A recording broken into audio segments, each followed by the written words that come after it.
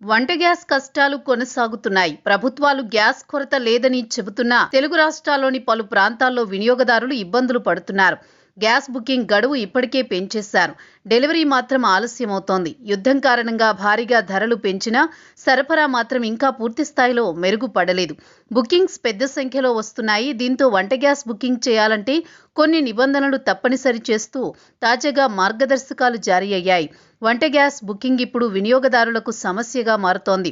Booking గడువు పెంచినా కంపెనీలు డెలివరీలు మాత్రం ఆలస్యం చేస్తున్నాయి. ఇప్పుడు కనీసం బుక్ చేద్దామన్నా కొన్నిసార్లు అవ్వడం లేదు. సరిపడా గ్యాస్ నిల్వలు ఉన్నాయని, ఆందోళన అవసరం లేదని ప్రభుత్వాలు చెబుతున్నా క్షేత్రస్థాయి పరిస్థితుల్లో మార్పు కనిపించడం లేదు. దీంతో గ్యాస్ బుకింగ్ సేవలను మరింత పటిష్టం చేసే దిశగా కేంద్రం చర్యలు తీసుకుంటోంది. ఇక నుంచి గ్యాస్ బుక్ చేయాలంటే ఈ కేవైసీ చేయించుకోవడం తప్పనిసరి అని చెబుతోంది. ఇది వరకు రాయితీ డబ్బులు జమ కోసం మాత్రమే ఈ కేవైసీ చేయించుకోవాల్సిన అవసరం ఉండగా ప్రస్తుతం గ్యాస్ బుక్ చేయాలన్నా ఈ కేవైసీ పూర్తి చేయడం తప్పనిసరి చేసింది. ఇందుకు ఈ నెల 31 వరకు గడువు విధించింది. అప్పటిలోగా వినియోగదారులు ఈ ప్రక్రియ పూర్తి చేసుకోవాలని సూచించింది. కాగా ఇప్పటికే ఈ కేవైసీ పూర్తి చేసుకున్న వినియోగదారులకు మరోసారి అవసరం లేదని అధికారులు స్పష్టం చేస్తున్నారు.